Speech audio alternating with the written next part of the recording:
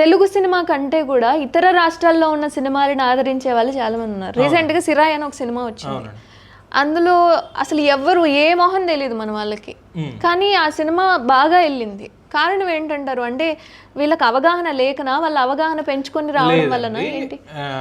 Subject making, అది naturality.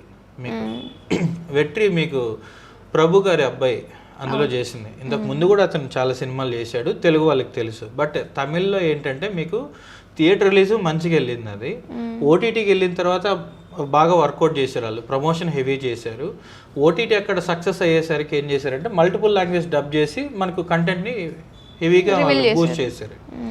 So ఎక్కడైతే మనకు ఓటీటీలో సక్సెస్ స్టెప్ ఏంటంటేనండి కంటెంట్ ప్రమోషనే. వైరల్ చేసుకోగలిగాడు ప్రొడ్యూసరు, గట్టిగా నిలబడ్డాడు అదే పాయింట్ మీద అంటే ఆయన సినిమాని ఆయన నమ్మాడు అని అంటే వర్కౌట్ అయిపోయినట్లే. ఆయన సినిమా మీద ఎప్పుడైతే ఆయన నమ్మకం కోల్పోతాడో, ఇది ఎందుకు మనం చేసుకోలేమని చెప్పి వదిలేస్తాడు, ఆ నెక్స్ట్ మినిట్టే ఆయన డబ్బులు అనేది అక్కడితో లాస్ అవుతుంది. క్లోజ్ చేసుకోవాల్సిందే.